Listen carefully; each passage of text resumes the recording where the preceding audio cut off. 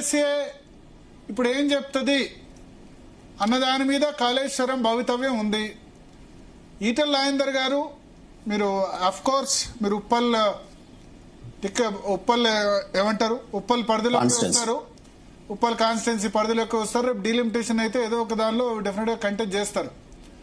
Me member of parliament ఆయన క్లియర్గా చెప్తున్నారు, Malkajgiri member of parliament, Huzurabad నియోజకవర్గం ఆయన మొన్నటి వరకు ఎమ్మెల్యేగా ఉన్నారు కాబట్టి ఖచ్చితంగా నీళ్ళు లిఫ్ట్ చేయాల్సిందే అంటారు. భారతీయ జనతా పార్టీ స్టాండ్ మాత్రం నాకు క్లియర్గా అర్థం కావట్లేదు ఏందన్నది. సార్ రెండు విషయాలు ఇక్కడ భరత్ గారు, మేము పార్టీ మొదటి నుండి చెప్తా ఉన్నాం. మా రామచంద్రరావు గారు కూడా మొన్నే చెప్పారు ప్రెస్ మీట్ పెట్టి, we should go by expert opinion. అంటే మా లాయర్ కు తెలిసిన పరిభాష కూడా అదే. రామచంద్రరావు గారు అడ్వకేటే, మా శరత్ అన్న అడ్వకేటే, నేను అడ్వకేటే, ఇక్కడ ఉన్న వాళ్ళు కొంతమంది అడ్వకేట్లే. భరత్ గారు నేను చెప్తున్నా ఏమంటే, ఎక్స్పర్ట్ ఒపీనియన్ కరెక్టా లేకపోతే రాజకీయ నాయకులు మాట్లాడే కరెక్ట్ ఉంటుందా? మీరు దేని నమ్ముతారండి? ఈవెన్ డాక్టర్లు కూడా డయాగ్నోసిస్ కి పంపుతారే రిపోర్ట్ల ఆధారితంగా. ఒక్కొక్కసారి ఆ రిపోర్ట్లు మనం నమ్మకపోతే సెకండ్ ఒపీనియన్ తీసుకుంటారు కదా. డివైడ్ అయిపోయినారు సార్ ఒక సంఘం ఇచ్చేది తెలంగాణలో విశ్రాంత ఇంజనీర్ల సంఘం నీళ్లు లిఫ్ట్ చేయొచ్చు అని చెప్తుంది. నేను అనుకుంటా నేను ధీటైన డిబేట్ చేస్తానేమో, ఎందుకని అంటే మా భరత్ అన్న ప్రశ్నల మీద ప్రశ్నల పరంపర నాకు వేస్తా ఉంటాడు. నేను నన్ను కనీసం ఒక సెంటెన్స్ కంప్లీట్ కాలేదు, అందుకని ఇంతకుముందు నేను ప్రకాష్ అన్న మాట్లాడింది, చరితన మాట్లాడింది విన్నాను కదా. వాళ్ళకి అట్లీస్ట్ ఒక ప్రకాష్ గారికి ఎన్ని క్వశ్చన్స్ చేశానో మీరు చూడలేదు. Okay, what ever it may be. Just నేనేమంటున్నానంటే మా శరతన్న మాట్లాడిన దాంట్లో నేను కొన్ని విషయాలతో ఏకీభవిస్తున్నా. బట్ నేనేమంటున్నానంటే ఇక్కడ ఇప్పుడు మనము ఎక్స్పర్ట్ ఒపీనియన్ ముఖ్యమా? అసలు రాజకీయ నాయకులు, ఇంజనీర్స్ అంటే ఎగ్జిక్యూటివ్, మన ఇరిగేషన్ డిపార్ట్మెంట్ అధికారులు కావచ్చు, ఎన్డీఎస్ఏ అధికారులు కావచ్చు, అవినీతి మీద న్యాయ వ్యవస్థ, ఈ మూడు పనిచేయాలి. రాజకీయ నాయకులు ఓన్లీ నిర్ణయం తీసుకోవాలి తప్ప అసలు ఈ ప్రాజెక్టులు కట్టిందే నేను అని గత ముఖ్యమంత్రి చెప్పుకుంటున్నాడు. ఈ ముఖ్యమంత్రి కూడా రేపు నేను మూసీ కడతా, ఇది కడతా, అది కడతా అని ఇంజనీర్లుగా మారిపోయినారు. అది ఏంటి అర్థం అవ్వట్లేదు అసలు. రెండోది ఏంటంటే ఎగ్జిక్యూటివ్ ఇరిగేషన్ అధికారుల రిపోర్ట్లు, డిపిఆర్లు ఏవి ఉండదు. అదొక చర్చ. రాజకీయ నాయకులు, ఇంజనీర్లు అయితే ఏమైతాయి అంటే కాళేశ్వరం అవుతుంది. సో నేను ఇక్కడ ఒక విషయం మీ దృష్టికి తీసుకొస్తా ఉన్నాను, ఎందుకంటే కొంత మేరకు అడ్వకేట్ గా నాకు ఉన్నటువంటి పరిజ్ఞానాన్ని మా శరతన్న కూడా ఉన్నాడు కాబట్టి డెఫినెట్ గా భద్రతా తనిఖీలు మరి నివేదికలు ఇవన్నీ కూడా ఎవరు చేస్తారంటే ఎన్డీఎస్ఏనే చేస్తుంది. మనం యాక్ట్ 2021 లో తెచ్చుకున్నాం. అంతకుముందు ప్రాజెక్టుల మీద లేదండి, ఆఫ్టర్ 2021 ఉంది ఇది. సో చాప్టర్ 7 ఏం చెప్తుంది? సెక్షన్ 31 లో ఈ అధికారాలను ఎన్డీఎస్ఏకు ఇస్తుంది. క్రమం తప్పకుండా తనిఖీలు చేసేటటువంటి అధికారం సంపూర్ణంగా ఎన్డీఎస్ఏకు ఉంది. కానీ ఇక్కడ భద్రతకు ఒకవేళ ముప్పు వాటిల్తే, ఈ ప్రాజెక్టులు కూలిపోయినా, కొట్టుకుపోయినా, ప్రాణ నష్టం జరుగుతుంది అని భావించింది అనుకోండి, సెక్షన్ 20 ద్వారా కొన్ని ఇన్స్ట్రక్షన్స్ ఆన్ సేఫ్టీ మీద ఇవ్వడానికి ఎన్డీఎస్ఏకు సంపూర్ణమైన అధికారాలు ఉన్నాయి. సో ఆ ఇన్స్ట్రక్షన్స్ ఇచ్చినాక కూడా పాటించలేదు అనుకోండి, ప్రాణ నష్టం జరిగింది అనుకోండి, అప్పుడు శిక్షలు వేసేటటువంటి చాప్టర్ కూడా మనకు చాప్టర్ 10 లో కనిపిస్తుంది. మీకు సెక్షన్ 41 కనిపిస్తుంది. ప్రభుత్వ అధికారులు కావచ్చు, లేకపోతే అథారిటీ కావచ్చు, జారీ చేసిన అధికారాలు ఉంటే వాళ్ళని ఈవెన్ జైలుకు పంపే అధికారాలు కూడా ఉంటాయి. ఇదొక ఎన్డీఎస్ఏ ఆస్పెక్ట్. మేమేమంటున్నామంటే క్లియర్ గా మా పార్టీ నాయకులు చెప్పినటువంటిది ఏంటంటే ఎక్స్పర్ట్ ఒపీనియన్ తీసుకొని ముందుకు పోవాలి. రాజకీయ నాయకులు అంటారండి, ఇప్పుడు ఆ ప్రాజెక్టుని మేము కట్టింది, మేము చేసింది కరెక్టే అంటారు, కానీ అవినీతి జరిగింది నిజమే, లేకపోతే కూలిపోయింది నిజమే అని మేము అంటాం అనుకుందాం. సో మరి అవినీతి జరిగితే చెల్లపల్లి జైల్లో వేస్తానన్న ఆయన ఈ రోజు సపోర్ట్ చేయట్లేదు. ఒకవేళ సిబిఐ ఎంక్వైరీ చేద్దామంటేనేమో ఒక ఏనుగుకు రోగం వస్తే ఒక తోక మీద ఎంక్వైరీ చేయండి, తోకకు మీద పుండైంది అంటే చేయగలుగుతామా? ఆ తోక మీద పుండైనా మందు ఏనుగుకి వేయాలి కదా తొండంలోకి వెళ్ళి.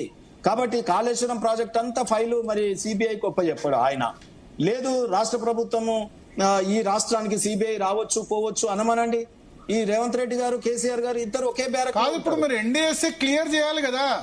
నేను ఏమంటున్నా సార్, ఒకవేళ ఈ రోజు నేను చెప్తా ఉన్నా, నేను చాలా ముందుకెళ్లి చెప్తా ఉన్నా, గతంలో రేవంత్ రెడ్డి గారు చెర్లపల్లి జైల్లో డబుల్ బెడ్రూమ్ లో కేసీఆర్ కుటుంబాన్ని వేస్తానన్నాడు కదా. నేను ఇప్పుడు ఈ రోజు ఏమంటా ఉన్నా అంటే ఇదే కాళేశ్వరము లేదా తెలంగాణలో జరుగుతున్న అవినీతి కార్యక్రమాలకు ఈ తోడు దొంగలు చేస్తున్నటువంటి వ్యవహారాన్ని కేసీఆర్ గారు గానీ, కేసీఆర్ కుటుంబ సభ్యులు కావచ్చు, లేదా రేవంత్ రెడ్డి గారు కావచ్చు, వీళ్ళిద్దరిని ఒకే బ్యారక్ లో వేసేటటువంటి రోజు వస్తది. మొత్తం తెలంగాణకు సిబిఐ రావచ్చు పోవచ్చు అనమనండి, చూద్దాం దమ్ముంటే. రెండవది మరి ఇచ్చారు కదా, అవినీతి మా కాలే- అవినీతి మీద మేడిగడ్డ ఇష్యూ సిబిఐ ఒక మేడిగడ్డ issue- సంవత్సరం అయింది ఇచ్చి. సార్ ఒక Medigadda issue part and parcel of Kaleshwaram కాదా? మరి ఆ ఫైల్ అంతా ఇయ్యమంటే ఏమంటాడు? కాగితాలు చింపిస్తారా? బుక్ లో నువ్వు ఈ చాప్టర్ చదవమంటారా? ఏముంది మీరు మీరు ఒక్క దేనికన్నా నిమిషం రావచ్చు. ముందే ఒక్క నిమిషం అరే రామ భరత్ గారు, నేనేమంటున్నంటే సరే అది పోయింది. ఏ కేసులో ఆయన జైలుకు పంపిండి చెప్పండి. ఎన్ఎఫ్ఐఆర్లలో ఈ ఫార్మ్ లో లేదా, ఇంకో దాంట్లో లేదా, ఇంకో దాంట్లో లేదా? ఇప్పుడు బీఆర్ఎస్ ప్రతిష్టకు పోతుంది, ఈ ప్రాజెక్టులకి వెళ్ళి నీళ్లు తీయొచ్చు అంటుంది. ఇప్పుడు మా ప్రకాష్ అన్న అంటా ఉన్నారు.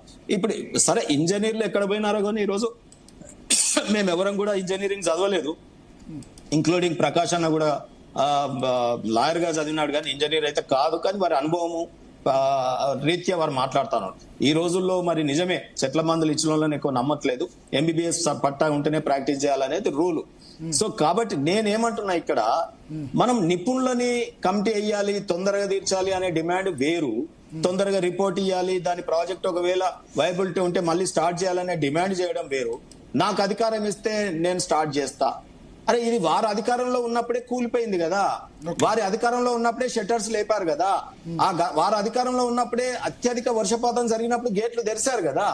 సో ఈ ప్రాజెక్టు లక్షల కోట్ల రూపాయలు కట్టి మరి ఎప్పుడో ఒకసారి ఉపయోగించుకోనికి ఓన్లీ 8 టీఎంసీల నీళ్ళే, ఓన్లీ ఫుట్బాల్ మునిగేంత, ఓన్లీ ట్రయల్ రన్ చేయమంటే ట్రయల్ రన్ తో రేపు పంటలు పండుతాయా?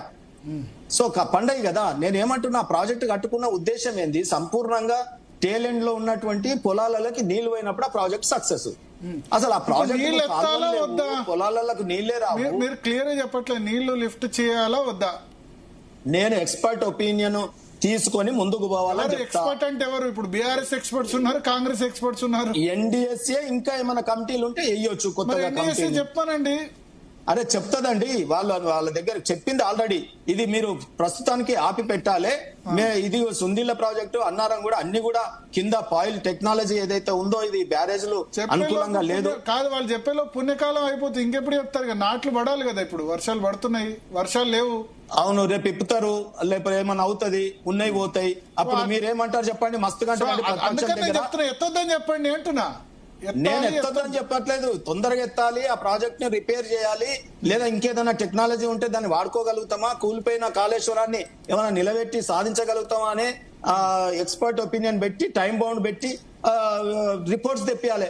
నేనేమంటానంటే దీంట్లో గవర్నమెంట్ నిర్లిప్త, మీరు ఇది అడగట్లేదు. విజిలెన్స్ రిపోర్ట్ జైలు ఏమన్నది అధికారులని, ఏసీబీలో ఈ ప్రాజెక్ట్ మీద పనిచేసిన అధికారులు జైల్లోకి పోయినారు. ఇదే కాగ్ రిపోర్ట్ ఇచ్చింది, మరి వాటి మీద రాష్ట్ర ప్రభుత్వం చర్యలు లేవండి. ఘోష్ కమిటీ వేసింది సిబిఐకి ఇవ్వడానికి, అంతకు ముందే మరి చెప్పొచ్చు కదా, ఇది మేము సిబిఐకి ఇవ్వడానికి మాత్రమే ఘోష్ కమిటీ చేసినామని. ఏదో తీసేస్తాం, ఏదో పడతాం, కొండంతో బట్టినట్టు. ఒకసారి బీఆర్ఎస్ విప్ వివేకానంద్ గౌడ్ గారు మనతో పాటు